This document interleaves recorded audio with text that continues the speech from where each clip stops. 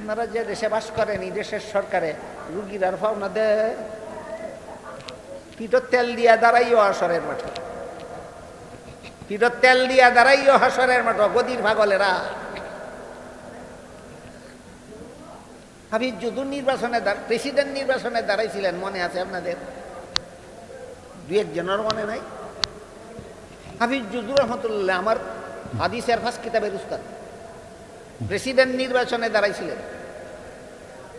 সাংবাদিকরা প্রশ্ন করেছিল, হুজুর আপনি যে প্রেসিডেন্ট নির্বাচনে দাঁড়াইছেন, আপনি কি মনে করেন বেশিরভাগ জনগণে ভোট দিয়ে আপনারা ফাঁস করাইব?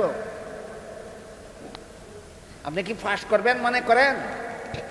সাংবাদিকরা বড় চালাকি করে প্রশ্ন করে।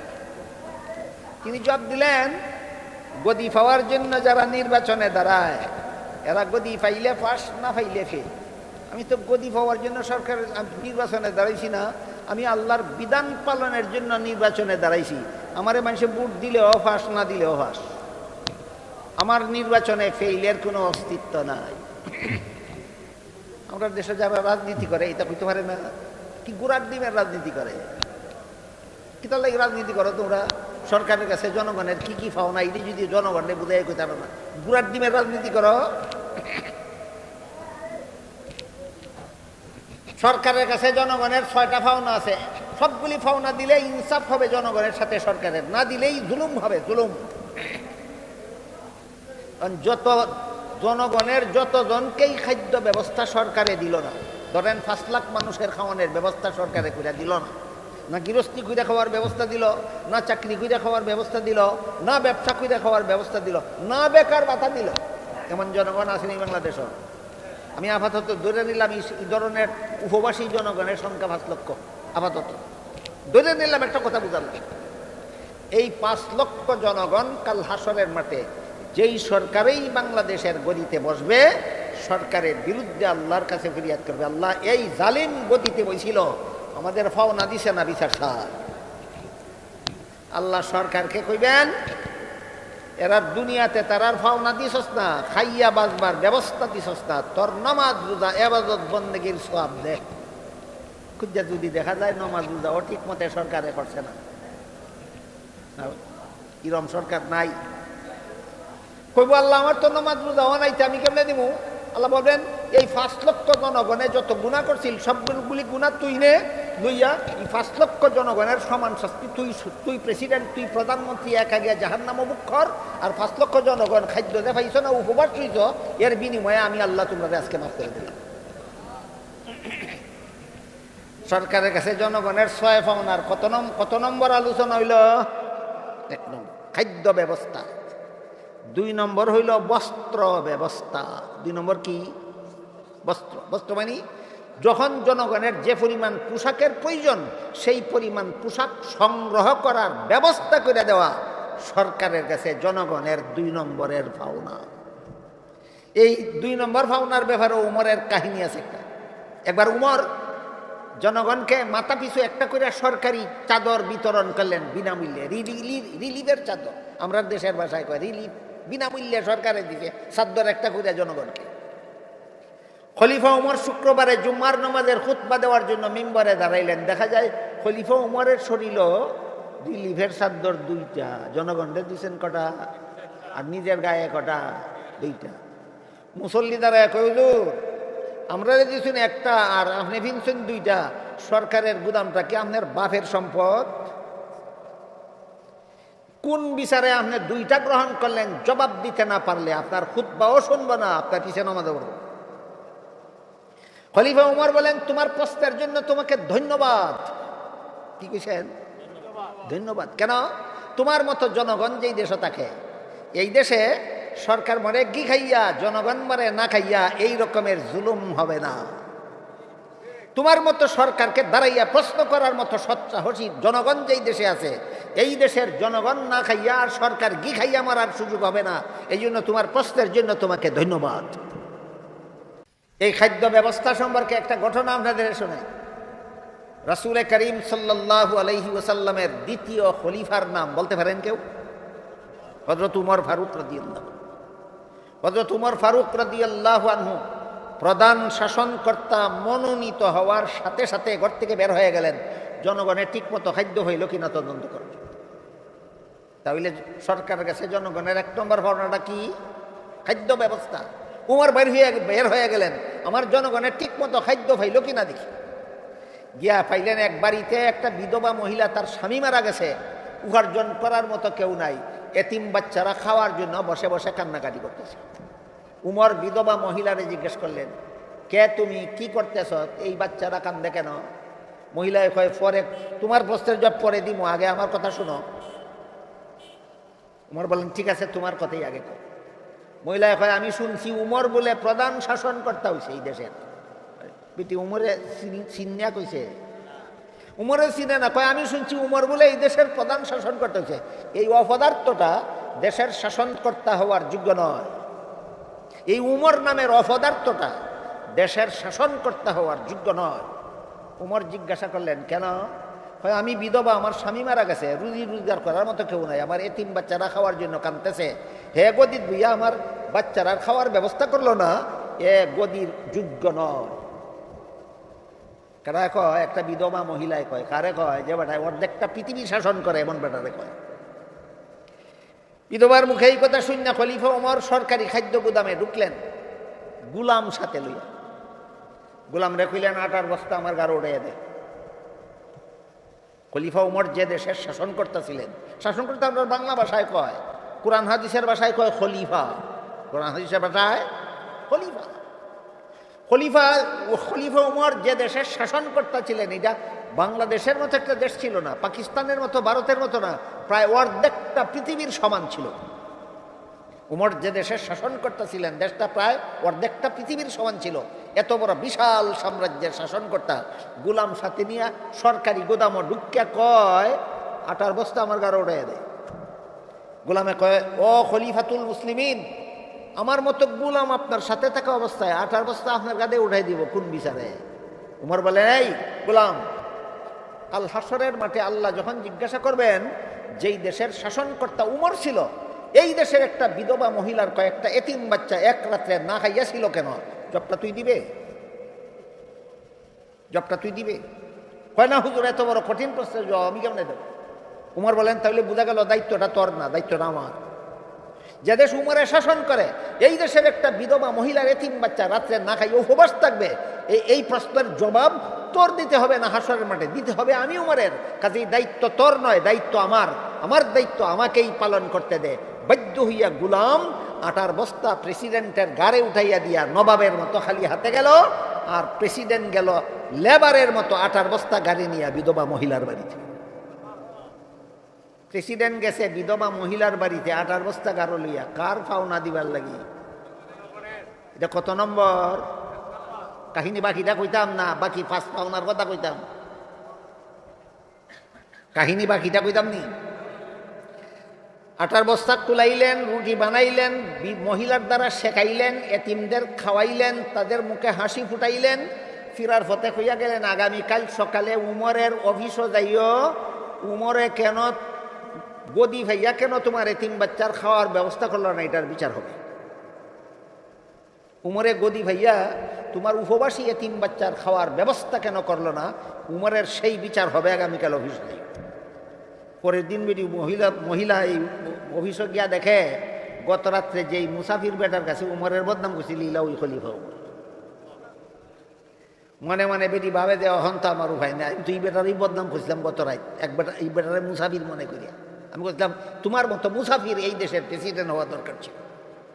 খলিফা ওমর বিধবাকে দেখেই খাদ্যমন্ত্রীরা অর্ডার দিলেন, যতদিন পর্যন্ত তার এতিম বাচ্চা উপার্জন করতে সক্ষম না হবে, ততদিন পর্যন্ত এদেরকে বিনা শ্রমে ভাতা দিয়া সরকারে লালন পালন করতে হবে, যে সরকারের কাছে জনগণের 1 নম্বরের পাওনা।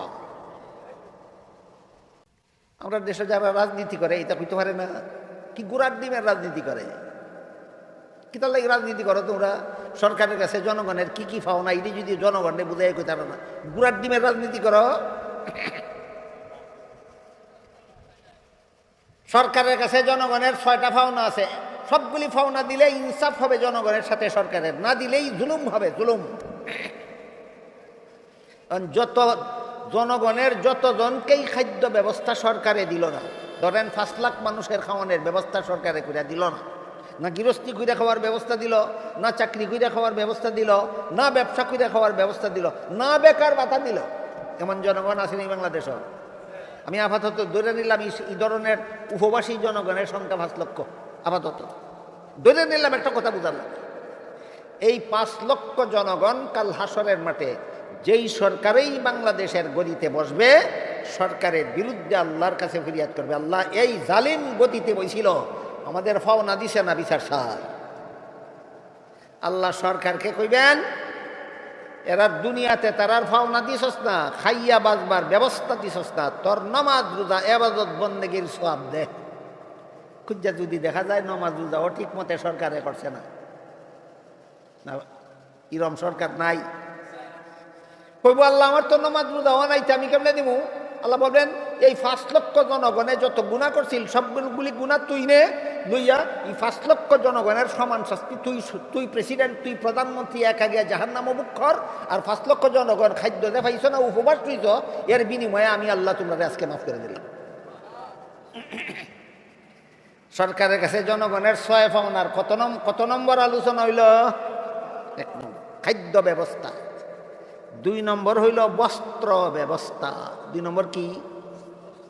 বস্ত্র মানে যখন জনগণের যে পরিমাণ পোশাকের প্রয়োজন, সেই পরিমাণ পোশাক সংগ্রহ করার ব্যবস্থা করে দেওয়া সরকারের কাছে জনগণের 2 নম্বরের পাওনা। এই 2 নম্বর পাওনার ব্যাপারে উমরের কাহিনী আছে একটা।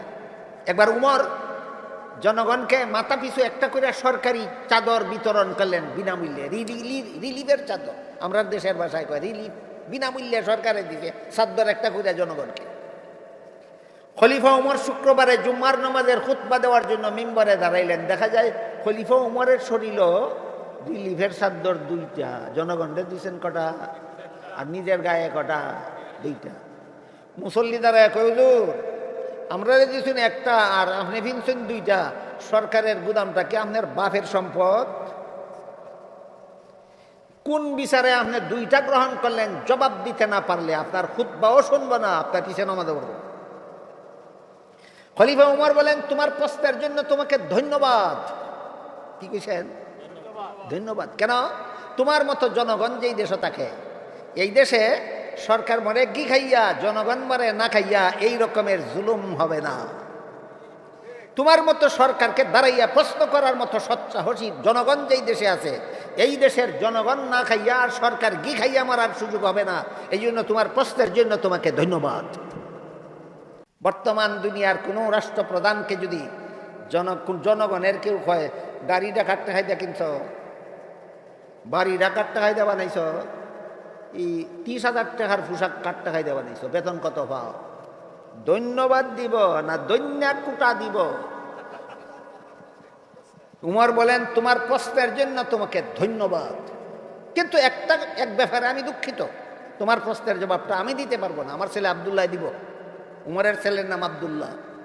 জবাব দেওয়ার দায়িত্ব যখন আব্দুল্লাহর কাছে গেল, আব্দুল্লাহ দাঁড়ায় বললেন, আমার বাবা যেভাবে তোমাদেরকে একটা করে সরকারি চাদর বিনামূল্যে বিতরণ করেছেন, আমার বাবাও একটা চাদরই গ্রহণ করেছেন, কিন্তু ঘটনা হইল আমার বাপের এই একটা রিলিফের চাদর ছাড়া আর কোনো কাপড়ই নাই। শাসন করে কত বড় দেশ, অর্ধেকটা পৃথিবী শাসন করে বেডার, সরকারি একটা রিলিফের চাদর ছাড়া আর কোনো কাপড়ই নেই। কাজেই নিম্নাঙ্গে পড়লে ঊর্ধ্বাঙ্গ খোলা থাকে, ঊর্ধ্বাঙ্গে পড়লে নিম্নাঙ্গ খোলা থাকে, এমত অবস্থায় তোমাদের ইমামতি করতে পারেন না। এই জন্য আমার বাগের চাদরটা আমার বাবারে দিছি, ফিন্দে তোমরা ইমামতিটা করতো।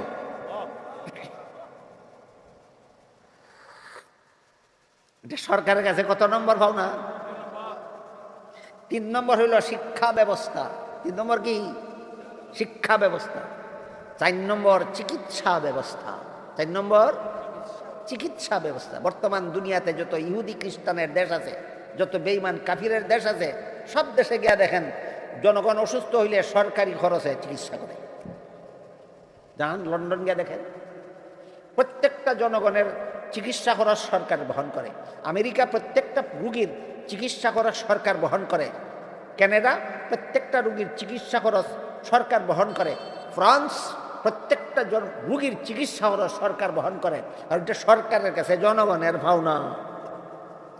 আপনারা যে দেশে বাস করেন এই দেশের সরকারে রুগীর আর পাওনা দেয়? ফিরত তেল দিয়া দাঁড়াইও হাসরের মাঠে, ফিরত তেল দিয়া দাঁড়াইও হাসরের মাঠে গদির পাগলেরা। হাফিজ জুজুর নির্বাচনে প্রেসিডেন্ট নির্বাচনে দাঁড়াইছিলেন, মনে আছে আপনাদের? দু একজনের মনে নাই? হাফিজ জুজুর রহমতুল্লাহ আমার হাদিসের ফার্স্ট কিতাবের উস্তাদ, প্রেসিডেন্ট নির্বাচনে দাঁড়াইছিলেন। সাংবাদিকরা প্রশ্ন করেছিল, হুজুর আপনি যে প্রেসিডেন্ট নির্বাচনে দাঁড়াইছেন, আপনি কি মনে করেন বেশিরভাগ জনগণে ভোট দিয়ে আপনারা ফাঁস করাইব? আপনি কি ফাঁস করবেন মনে করেন? সাংবাদিকরা বড় চালাকি করে প্রশ্ন করে। তিনি জবাব দিলেন, গদি পাওয়ার জন্য যারা নির্বাচনে দাঁড়ায় এরা গদি পাইলে ফাঁস, না পাইলে ফেল। আমি তো গদি পাওয়ার জন্য সরকার নির্বাচনে দাঁড়াইছি না, আমি আল্লাহর বিধান পালনের জন্য নির্বাচনে দাঁড়াইছি। আমারে মানুষে ভোট দিলেও ফাঁস, না দিলেও ফাঁস। আমার নির্বাচনে ফেইলের কোনো অস্তিত্ব নাই।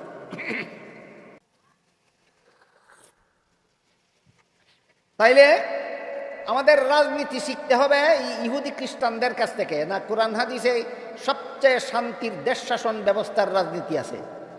হ্যাঁ, সরকারের কাছে জনগণের 1 নম্বর পাওনা হইল খাদ্য ব্যবস্থা, 2 নম্বর পাওনা হইল বস্ত্র ব্যবস্থা, 3 নম্বর পাওনা হইল চিকিৎসা ব্যবস্থা, 4 নম্বর পাওনা হইল বাসস্থান। চিহ্ন হারা যেন কোনো জনগণ বসবাস করতে না হয়, রাস্তার পাশে গাছের নিচে যেন কোনো জনগণকে রাত্রি যাপন করতে না হয়। প্রত্যেকটা জনগণকে বাড়িঘর নির্মাণের ব্যবস্থা করে দেওয়া সরকারের কাছে জনগণের কত নম্বর পাওনা? যারা দিতে পারে না এরা কি তার লাগি রাজনীতি করে? আপনারা কম লাগবো। জনগণের এইসব পাওনা যারা দিতে পারে না এরা রাজনীতি কার লাগি করে? জনগণের পাওনা দিবার লাগি রাজনীতি করে না, কি তার লাগি করে? আপনারা না কইলে একটু পরে আমি কইব। কত নম্বর গেল? 4 নম্বর। হ্যাঁ, ফার্স্ট নম্বর হইল বাসস্থান। 6 নম্বর হইল নিরাপত্তা ব্যবস্থা। নিরাপত্তা ব্যবস্থার 2 শাখা। এক শাখা হইল দেশের সীমান্তে, চতুর্দিকের সীমান্তে এমন প্রহরী নিয়োগ করা যেন দেশের সীমানার বাইরের কেউ দেশের ভিতরের কারো উপর কোনো জুলুম করতে না পারে। এটি হল নিরাপত্তা ব্যবস্থার এক ব্যাখ্যা। দেশের সীমান্ত পাহারা, দেশের সীমান্ত এমনভাবে পাহারা দেওয়ার ব্যবস্থা করা সরকারের কাছে জনগণের পাওনা। যেভাবে সরকারি বাহিনী দেশের সীমান্ত পাহারা দিলে সীমান্তের বাইরের কেউ দেশের ভিতরের কেউ গুলি করে মারত না পারে, মারে না বাংলাদেশের কেউ। তাহলে ই পাওনা দেয়নি সরকারে। আগে সরকারে দিছিল না, এখন সরকারে দেয়? একটাও দেয় না। কারণ ইতাই যে রাজনীতি করে জানিও না এর কাছে জনগণের কি কি পাওনা আছে। নিরাপত্তা ব্যবস্থার এক ব্যাখ্যা হইল সীমান্ত পাহারা। নিরাপত্তা ব্যবস্থার 2 নম্বর ব্যাখ্যা হইল দেশের ভিতরের জনগণের কেউ যদি কারোর সাথে জুলুম করে, একজনে আরেকজনের জমি দখল করে, একজনে আরেকজনের রাস্তা দখল করে, একজনে আরেকজনের বিটা দখল করে, একজনে আরেকজনের ঘর ভাড়া নিয়ে ভাড়াও দেয় না, দখলও ছাড়ে না, এমন মুসলমান বাংলাদেশও নাই। এই জুলুমের সুবিচারের জন্য আদালত কায়েম করা, এটা হলো নিরাপত্তা ব্যবস্থার 2 নম্বর ব্যাখ্যা। আদালত কায়েম করা, আদালতের মাধ্যমে দেশের একজন নাগরিক আর একজন নাগরিকের সাথে অন্যায় অত্যাচার জুলুম নির্যাতন করলে তার সুষ্ঠু বিচার ব্যবস্থা আদালতের মাধ্যমে কায়েম করা, এটা সরকারের কাছে জনগণের পাওনা। সরকারের কাছে জনগণের পাওনা। এই হইল সরকারের কাছে জনগণের পাওনা 6টা। দিলেই হয় ইনসাফ, না দিলে বুঝছেন নি জুলুম কারে কয়? বর্তমান দুনিয়াতে জুলুমের সরকার কতজন আছে আর ইনসাফের সরকার কতজন আছে, এটার হিসাব কি আপনারা করবেন সারা রাইতে? আমার কত বুঝাইয়া দেওয়ার না। এবার আমরা বোঝার চেষ্টা করি, জনগণের কাছেও সরকারের পাওনা আছে 2টা। জনগণের কাছে সরকারের পাওনা আছে কটা? 2টা। ভুলে যাবেন না আজকের থেকে। সরকারের কাছে জনগণের পাওনা 6টা, আর জনগণের কাছে সরকারের পাওনা 2টা। জনগণের কাছে সরকারের পাওনা দুইটা। এক নম্বর, সরকারের হুকুম মানতে হবে, বিনা শর্তে নয়, একটা শর্ত সাপেক্ষে। কি শর্ত? হাদিস শরীফে রাসূল করিম সাল্লাল্লাহু আলাইহি ওয়াসাল্লাম বলেন, লা তাআতা লি মাখলুকিন ফি মাসিয়াতিল খালিক।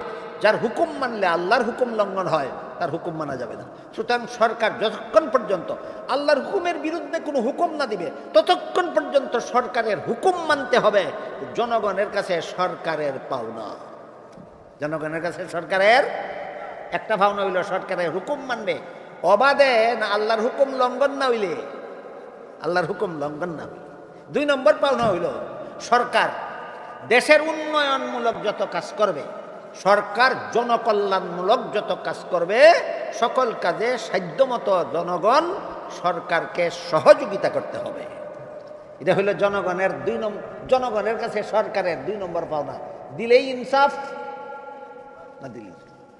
এবার জুলুমের ভয়াবহ পরিণতি লেখছেন আপনারা বিজ্ঞাপনে, ভয়াবহ পরিণতি ফাঁকে ফাঁকে বয়ান হইয়া গেছে। শর্টকাটে বলে দেই, যত রকমের ইনসাফের আলোচনা হইল, কোনো একটা ইনসাফ না করে কেউ যদি কারোর সাথে জুলুম করে, এই জুলুমের বিনিময়ে হাসরের মাঠে হয়তো জালিমের নেক আমলের সওয়াব মজলুমকে দিয়া দিতে হবে, আর না হয় মজলুমের গুনাহ জালিমে নিয়া ডাবল শাস্তির যোগ্য হইয়া জাহান্নামে যাইতে হবে। এই হলো জুলুমের ভয়াবহ পরিণতি। হায় হায়, যদি মুসলমানে বুঝত, তাহলে কোনো মুসলমান কারো প্রতি কোনোদিন জুলুম করার সাহস করতে পারত না। আল্লাহ আপনাদের আমাদের সবাইকে ইনসাফ বুঝে কায়েম করার এবং জুলুম থেকে নিজের ভয়াবহ জুলুমের পরিণতি থেকে আত্মরক্ষা করার তৌফিক দান করুন। সবাই বলুন আমিন। সুবহান রাব্বিকা রাব্বিল ইজ্জাতি আম্মা ইয়াসিফুন ওয়া সালামুন আলাল মুরসালিন আলহামদুলিল্লাহি রাব্বিল আলামিন।